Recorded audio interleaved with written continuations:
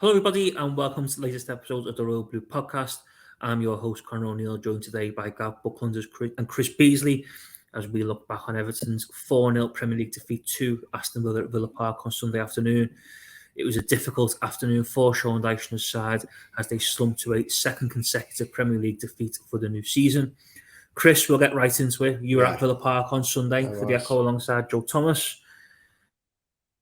To say it was disappointing, bit of an understatement. Yeah, I think you said, Conor, there, it was a tough day for the team. I think it was a tough day for a lot of people, wasn't it? Obviously, who connected with Everton. The thing about it was so very different, actually, than the defeat to Fulham 8 days previously. And at least, that hurt at the time because Everton actually played well. Everton had carved open so many chances and they failed to take them. It was totally opposite at Villa Park. Very much second best. Villa were by far the superior side from the first minute.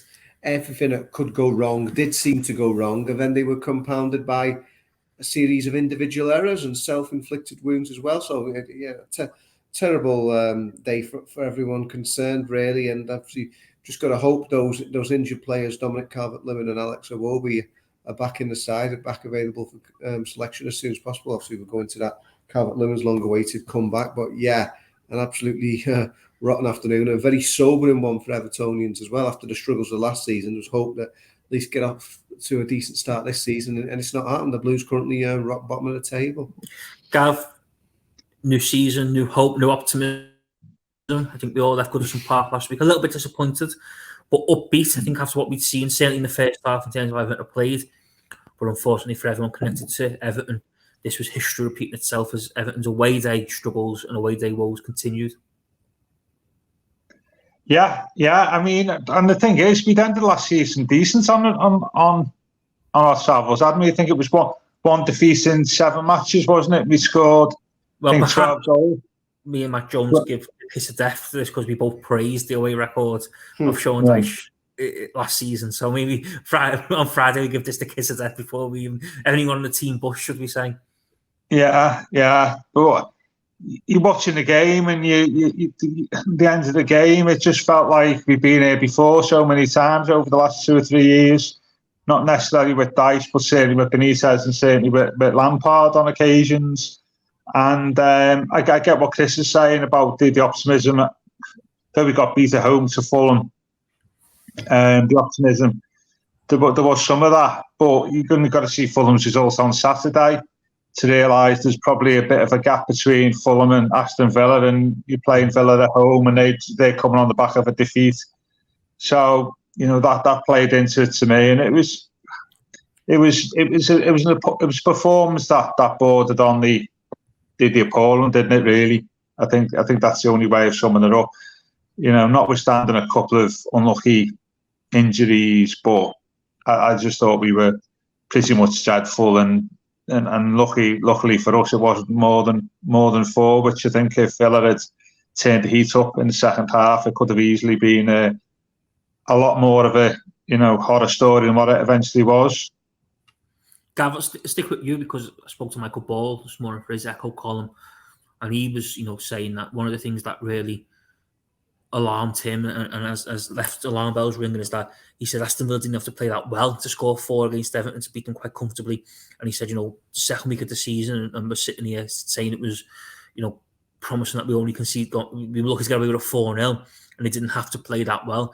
And that's a worry, isn't it? Because, if teams aren't having to play that well against Everton and still come away with a 4-0 victory, there's something seriously wrong. Well, yeah, you'd like to think that we'd play better as well, but I think the disappointing thing for me is Dyche, when he came in, and you've seen the coaching stuff he does, about defending the V and so on, is we just didn't do that yesterday, did we? Our 2 central defenders were both dreadful. I mean, Michael Keane was at fault for 2 of the goals at least, and didn't sack Watkins back for the second. Tarkowski out of position possibly for the first, and I think that the midfield, spoken about this before many times on the pod, is we don't have a holding midfielder, and clever teams and clever players that Villa have got in the middle of the park will take advantage of that, find spaces, And you saw that in abundance yesterday, Connor, and that's the thing for me.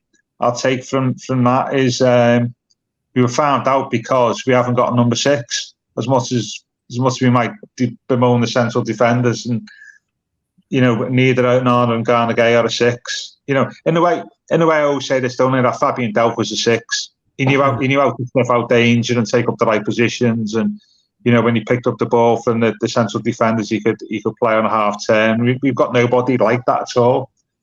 And against better teams, you'll be found out when your centre mid gets stretched because you don't sense danger enough, and that happened on a number of occasions yesterday. I think what was really alarming as well from a midfield perspective was there was times where Everton had one extra player in there because they played with 2 at times, and Everton had 3. And they still couldn't get near Aston Villa, which is, you've got one more person, you still can't get near them to shut off the danger and sniff out any potential attacks. You can have 10 in there, but they're taking the wrong positions and they don't understand the role they play. And then it doesn't matter how many you've got there, when the other, whoever you're facing knows what they're doing, what they're expected to do. And the midfield balance, as said 12 months ago, is not right, is it? We'll be muddling through with no 6. I don't think we've got an 8. Either, and as we saw yesterday with the Corday in a 10 role, he's not a natural number 10, is he? And that was, apart from the central defence, that was the concern for me yesterday. And also as well, we couldn't really change in the middle of the park, could we really? One young lad on the bench. Yeah, that was the other issue. So yes, it was a sobering defeat. Which hopefully we can get out of our system on Saturday, but it did show our flaws up, didn't it, really? Chris, we will come on to individuals and plays and stuff like that shortly, but I just want to touch on Sean Dyche because obviously in the past, Everton's players had a lot of criticism labelled at them, and sometimes it's been completely justified with some of the performances that we've seen. But yesterday, I know social media is not the best place at times to make a judgment from, but there seemed a lot of kind of points of criticism with Sean Dyche for the way he set the team up, and one person in particular I seen question what Everton have actually been doing in training, because the way they were set up was just so kind of lobs all over the place.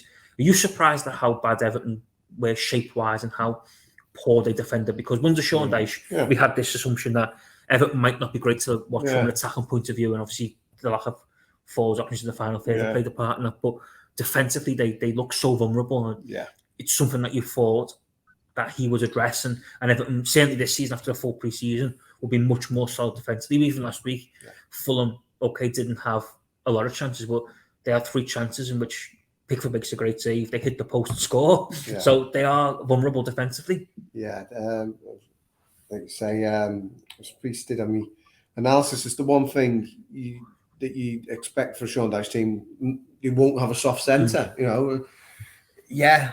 it might not be free flowing football all the time, but they're organised. There's a methodology behind it all, set up in the right ways. So much about what his training sessions are based on and stuff. It's all about the shape of the team and where everyone should be positionally wise. But playing that high line against the pace that Aston Villa have got in there, and the trickery, the cleverness of their attacking players, it's just hung out to dry, really. And the manager obviously has to take his fair amount of culpability in terms of it's him who sets them up like that. And like I said, it's very un-Sean Dyche-like. Whether he is, I think the first day he came into the job, he said he was a Marmite manager. He's somebody who people tend to love or hate at extreme. There's no sort of in the middle with him, but for better or for worse, there are certain things that you expect from his teams, and then to be so wild defensively like that isn't one of those traits. And it was concerning. And again, it also further up the pitch, it's who he's got available and stuff like that. But James Garner starting in the wide role, obviously moved into the middle after those enforced changes. But I was down interviewing a player after the game, but Joe Thomas was in the pre-match press conference, and maybe in a sort of a reverse psychology or whatever, it's Dyche's job also as a manager to sort of portray that level-headedness and keep things in perspective, whereas the rest of us, whether they be fans or journalists alike, maybe a bit more emotional concerning things. But apparently the manager's approach was to sort of make light of things, not to say that it didn't matter, but he was trying to at least put a brave face on to the way things were and sort of keep that level head, like I guess he had to do throughout a relegation battle last season. But yeah, the alarm bells will certainly be ringing after that one. And there's a lot of concern right now because, unfortunately, with the position Everton are in, it's come back off the worst club points total in the club's history, that losing to Aston Villa, as much as we don't like it, is not necessarily a disgrace. It's not the make or break result for Everton's season, but it's the manner in which they lost. Like we say, the fact that could have actually been a lot more. That's why we're all so concerned today. That's the real disappointing thing, Gav, isn't it? Because we can all accept watching Everton be beaten by better teams. You know, you look back of when Man City come to Goodison towards the back end of the season, and Gundogan was just simply unplayable that day, and you were mesmerised a little bit by the performance he put in. And you can almost accept that when better teams just show their quality.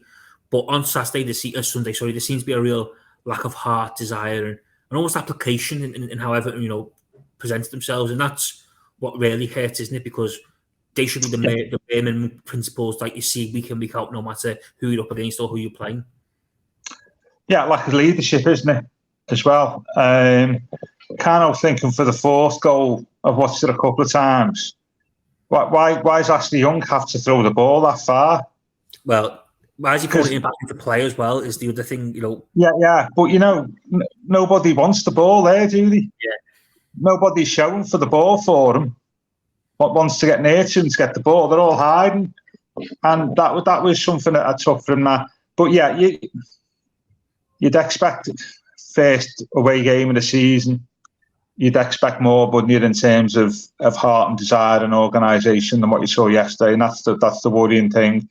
And it's I think the other thing I took from yesterday was something I said last time I was on the pod is the age ranges of the players is not ideal, isn't it? Where we've got like a core of young players and a core of old players, and we haven't got a lot in between of players at the peak. And yesterday we found out a little bit where we had Patterson and Garner on the right, are both in their early 20s, with very little experience in real terms.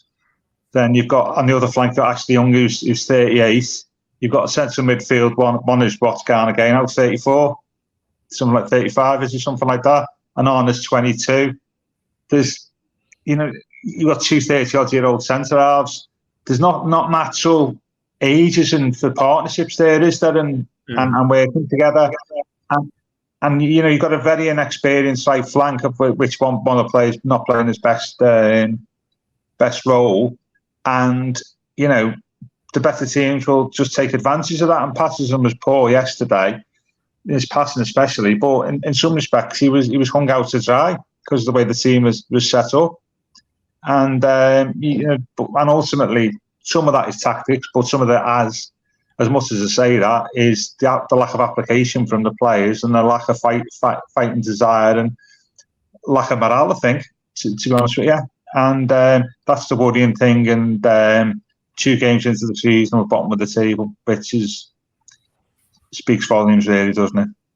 It's an interesting point Gav makes, because if you look back, so obviously Everton's greatest ever side, 84, 85. I mean, a lot of the players, Gav, weren't they? They're all sort of at similar age, in the mid-20s, I guess, the peak of their powers, whereas it's now with Everton, it's whatever you can get. So it is those young up-and-coming players, like you say, the ones who are past their best.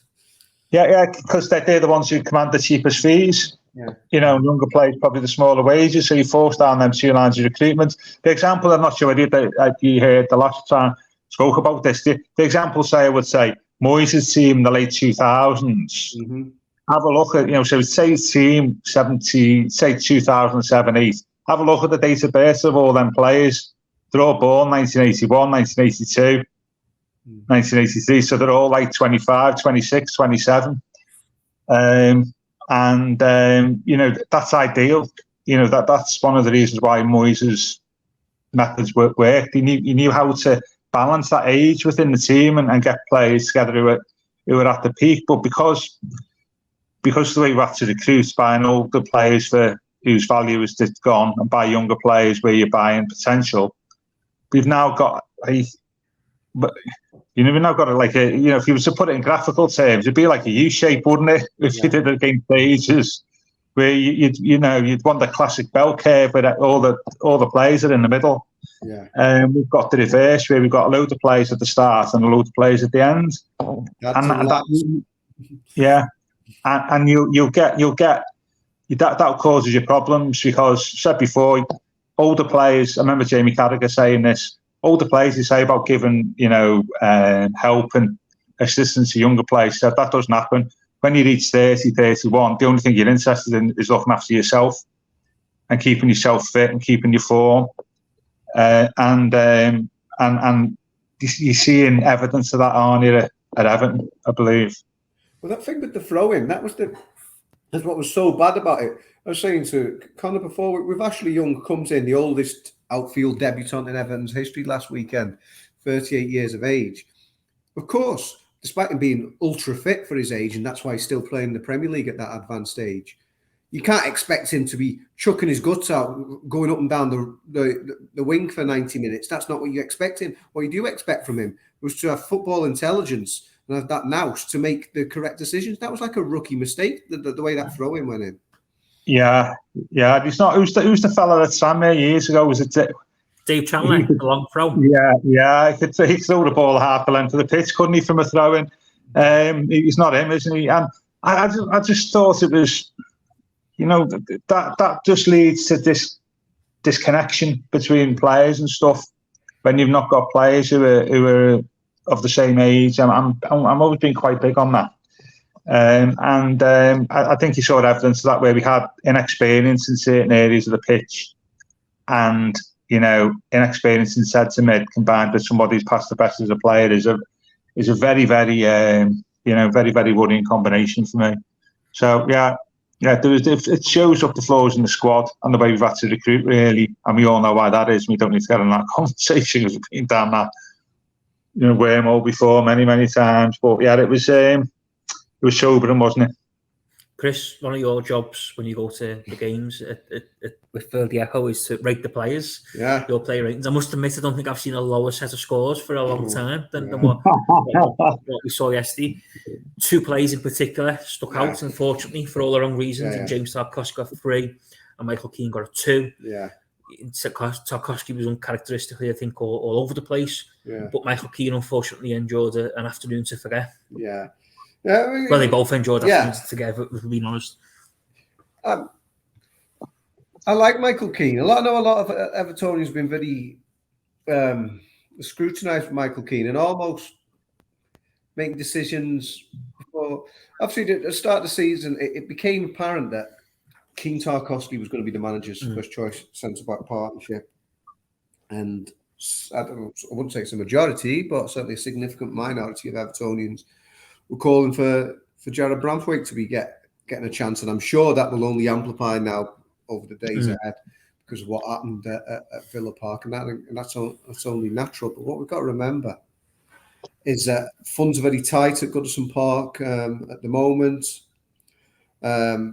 These are two players, Keane and Tarkowski, who the manager knows well. Obviously, he had them both at Burnley.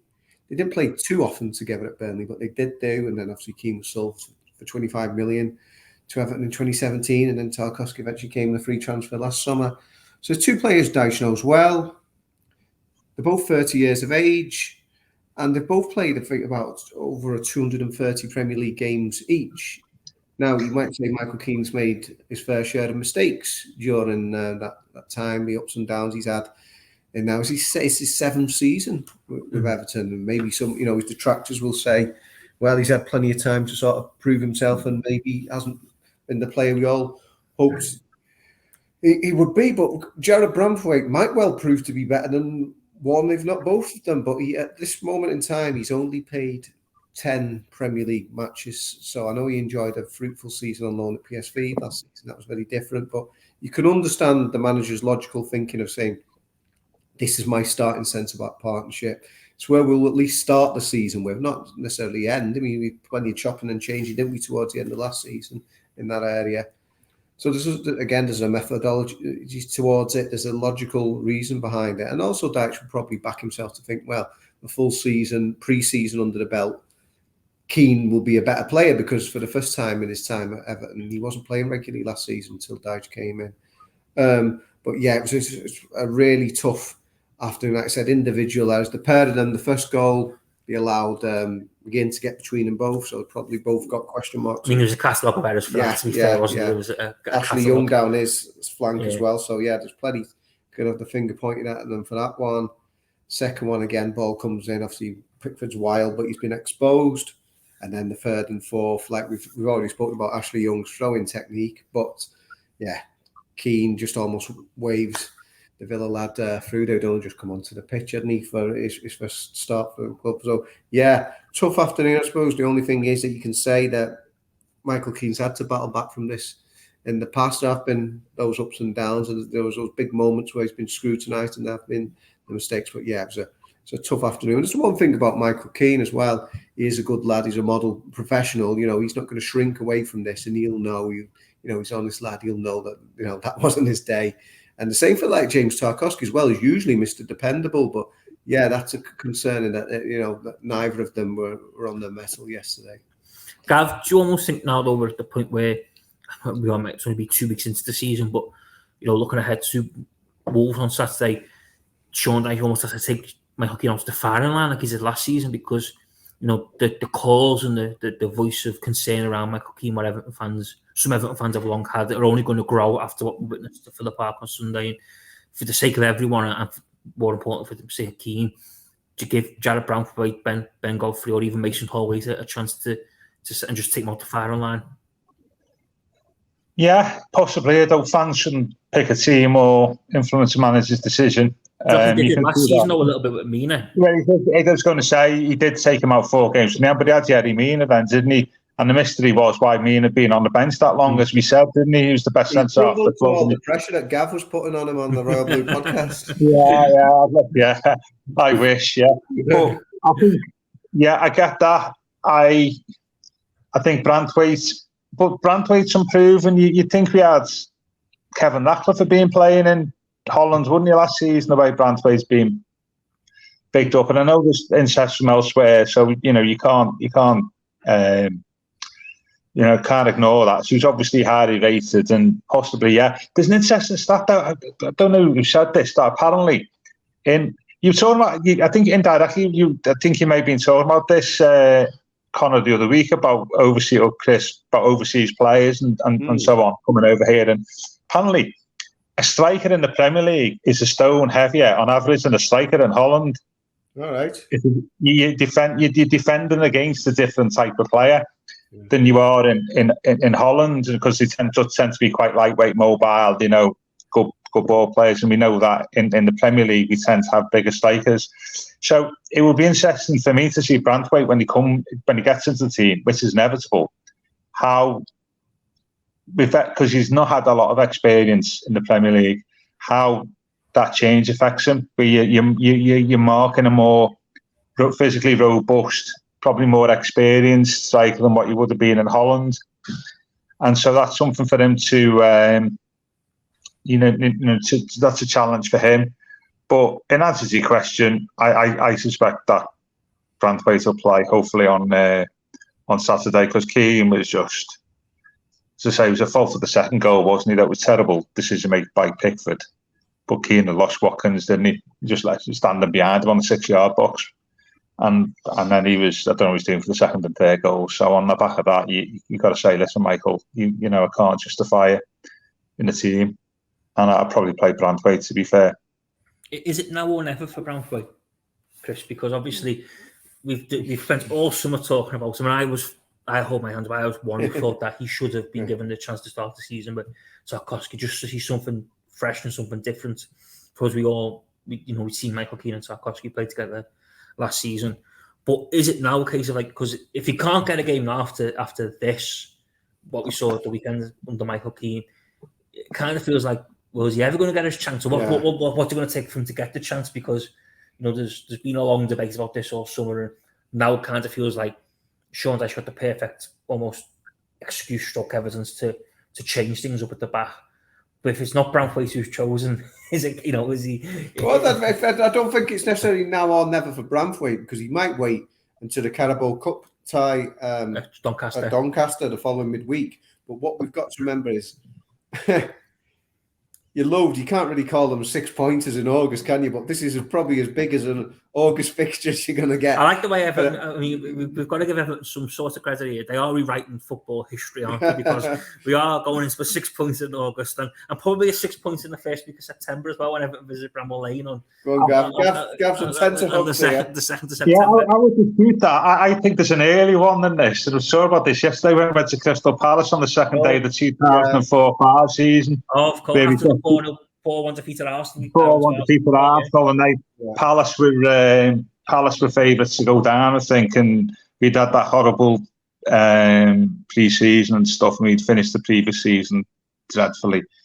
And I remember somebody joking at the time that it was the earliest 6 pointer in Premier League history. If only, because obviously they went on to finish fourth that season. That team, I don't think we'd be sitting here moaning now. But so in terms of Branthwaite, I think he might wait until the Carabao Cup tie. So what he might do, because given the magnitude of this Wolverhampton Wanderers game, and we do it all again on Friday when we're previewing that. Remember, we were supposed to be looking back on Villa there, but he might even go. It's Sean Dyche. He doesn't, bow to public opinion. He might just stick Godfrey in centre back and then put Branthwaite in for the Carabao Cup tie. So I'm not saying it's now or never. I can understand the reasons why, and maybe the player is obviously keen to show what he can do. And it's an interesting point actually that Gav makes, because we're talking about the difference in the size of centre forwards. It's not necessarily the physical demands of the Premier League that we're questioning with Branthwaite, because he's a big lad, isn't he? He's a big boy. As is Martinez, the Villa keeper, who obviously slammed into Dominic Calvert-Lewin at the weekend. I mean, two big units going at full pelt there. No wonder he, ended up with the injury that he did, unfortunately. But with Branthwaite, it's more how does he handle the positioning and the technical side of things. I'm not too concerned about him from a physicality point of view. I mean, it's a good point Gav makes. It is different. He's dealing with maybe smaller, nippier strikers in the Dutch league. But with him, that maybe it's not the physicality, which would be my biggest question mark. But I don't think it is now or never. I mean, obviously, like I said, it's inevitable. The calls for him to play will amplify in the days ahead. But if he's not in the starting line, he's still he's only like 21, is he, something like that? He's only still a young man. So yeah, it maybe you have to wait till that trip to Yorkshire. Who knows? Well, Connor, can I ask you a question then? Do you think it's now or never for Dyche to pick him? Yeah, a little bit, because there's no better time to put him in, is there? Yeah. Because if you've had the centre back who's had two, because let's face it, really, there's valuable reasons here to drop both Tarkowski and Keane. Yeah. To be brutally honest, because they were both as bad as each other. It's just that Michael Keane's obviously had a lot more tough afternoons at the office over the last 18 months than James Tarkowski has. Tarkowski's now standing skipper as well. Well, of course, yeah. But I just think if he doesn't pick him now, I know Chris makes a good point about the Carabao Cup, but that just seems like a bit of a second nature. You can play in the League Cup type kind of solution, doesn't it? And I suppose even if he does well, you might not make. Is he going to then play at Bramall Lane on the Saturday? There's no guarantee, is there? So I just think for where people are, and they're thinking if he doesn't play, and I also think as well, Dyche will be making a rod for his own back, isn't he, if he doesn't play him? Because if Everton are then a little bit suspect on Saturday defensively, the voices to why he should be playing are only going to ever increase and grow. Yeah, I think he's. I mean, we'll talk about that on Friday, but it's a big decision for Dyche, isn't it? Really, this. I think. Well, we will talk about. He's got a few big decisions to make, hasn't he? Really, after how bad yesterday is. But Chris, one man was back yesterday. We've been speaking about him a lot, even though he hasn't been playing much. He's been the name on most people's lips. Dominic Calvert-Lewin. Unfortunately, his afternoon lasted just over 30 minutes at Villa Park after he was taken off. It was suspected, we think, broken cheekbone after, like he's alluded to earlier, running into Emi Martinez as he attempted to, get on the end of a cross. Talk about not being able to catch a break. Yeah, that was the great irony of it all. Obviously, the question marks about Dominic Calvert-Lewin have all surrounded a supposed appetite or lack of it. You know, is he feeling things that aren't there? Is he perhaps not pushing himself, knowing his body as well as he should do? And then he gets injured, Dave Hickson style, throwing himself a big goalkeeper as the cross came in from Decore. So it's like the ultimate irony, isn't it? He's putting his body on the line for the cause there, flinging himself in gung-ho fashion. I mean, it was unfortunate. It was just 50-50. And like I said, I was in the ground at the time, and DCL didn't look particularly enamoured with Martinez afterwards. But, it wasn't... I don't think either of them were reckless. They were just brave, and they were both just going for that same cross that came into the box. So, yeah, it's unfortunate. It's really unfortunate that, he's picked up an injury so soon again. But it's because he's been fully committed and he's been putting his body on the line. And it's not an injury, the normal sort of injury. It's not like his hamstring's gone again. So I'm just hoping, I don't know whether it's one of those like Phantom of the Opera style masks or like that Paul Gascoigne used to wear, and hopefully you can get him back on there, possibly playing with that. I don't know. Does it? We'll find out in the days to come. Just whether it is going to mean another spell on the sidelines, or whether he is able to play again with some sort of protective equipment. But yeah, it's whatever nature the injury was. I mean, it's desperately unfortunate, isn't it? That he's long awaited come back. Didn't play since the last time Everton were in the West Midlands. Obviously, Wolves' last away game of last season. That was when he got injured. To come back and get that injury so early on. But the only saving grace is that hopefully with the different nature of the injury, that hopefully he might be able to come back soon. I don't know. Like I said, time will tell in that respect. I think that was the most disappointing thing, Gav, wasn't it? Was the nature of the injury and how it occurred, and basically he threw himself towards the ball and comes off, second best, and that's it. His afternoon's over, and like Chris says there, we don't know how long he could be out for with the nature of the injury and stuff like that. But it's that feeling, wasn't it? If it doesn't rain, it pours. Yeah, absolutely. And it was. I mean, I'm not. As you know, I think we overplayed how important Calvert-Lewin is to Everton hand.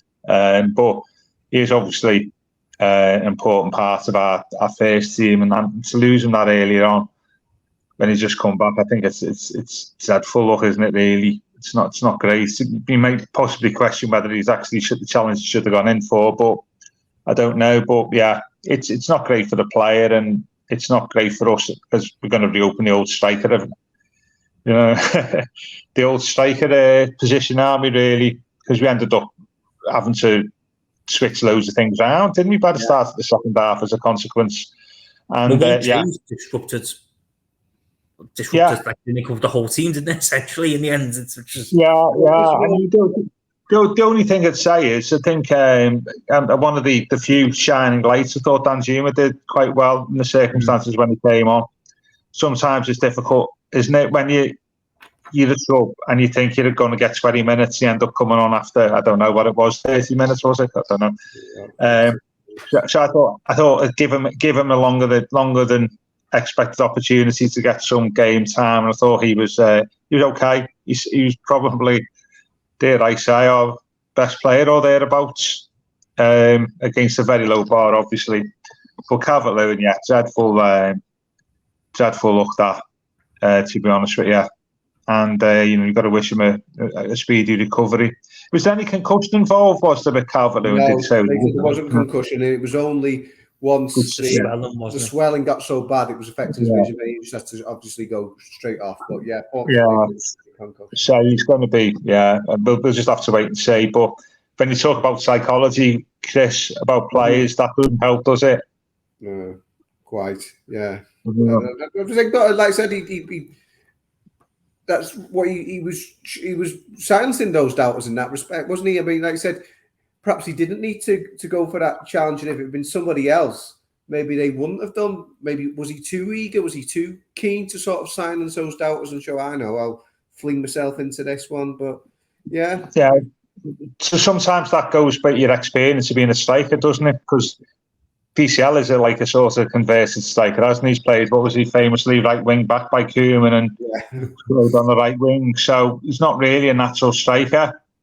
And I can think possibly if you're a natural striker, you know probably a bit more about what challenges to go in for and what when not to go in, and perhaps that played into it a bit yesterday. But yeah, either way, it was just typified the afternoon, and I can only say we can wish him well, and hopefully he's back on the pitch soon. Chris, there was one name that's been on the lips of Evertonians over the weekend, moving away from Aston Villa now.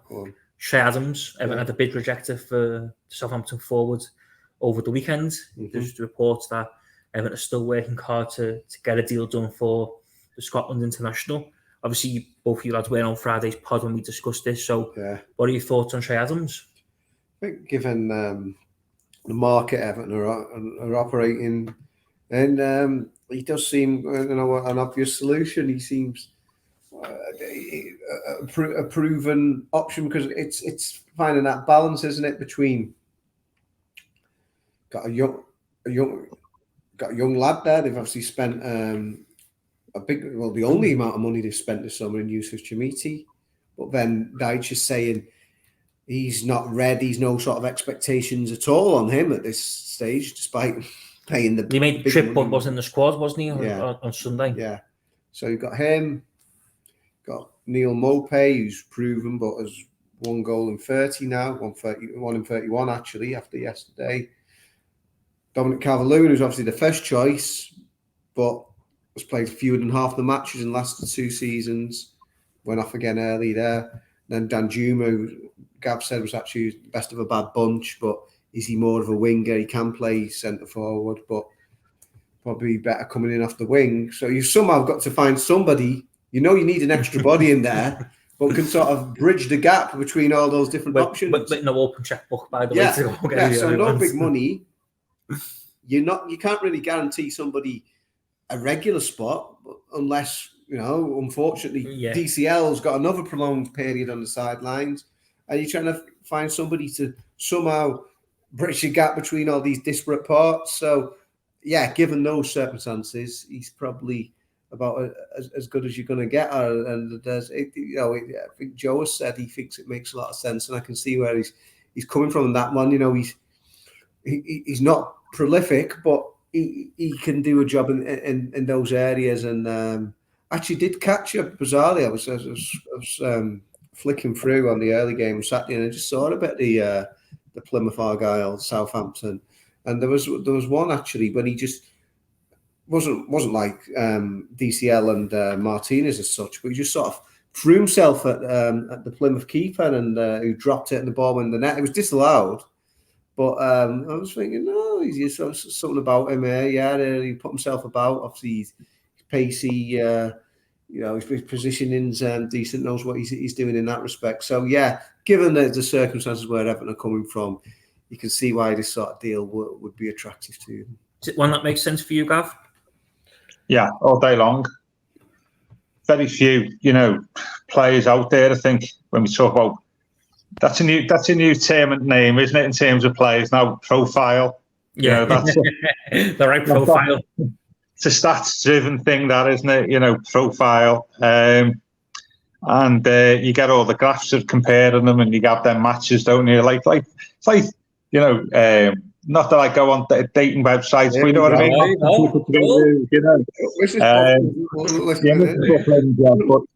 But that's what effectively do these days. Do people together who are like, and Che Adams, I think, ticks a lot of the boxes of Calvert-Lewin, and so makes a lot of sense for me.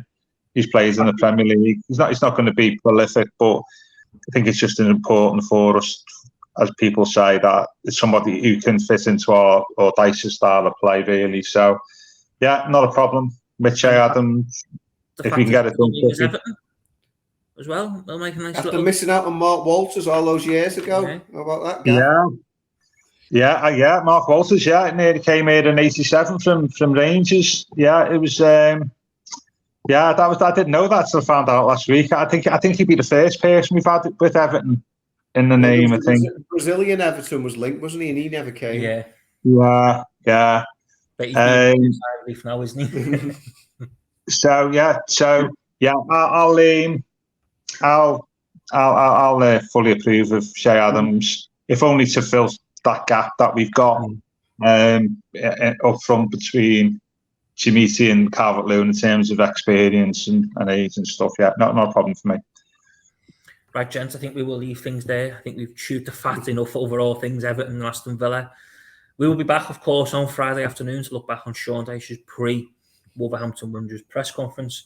And, of course, look ahead to Saturday's huge must-win 6-pointer, whichever we want to call it, Premier League game at Goodison Park as Everton return home to take on Gary O'Neill's side. But for today, thank you very much for listening. You've been listening to the Overlook Podcast.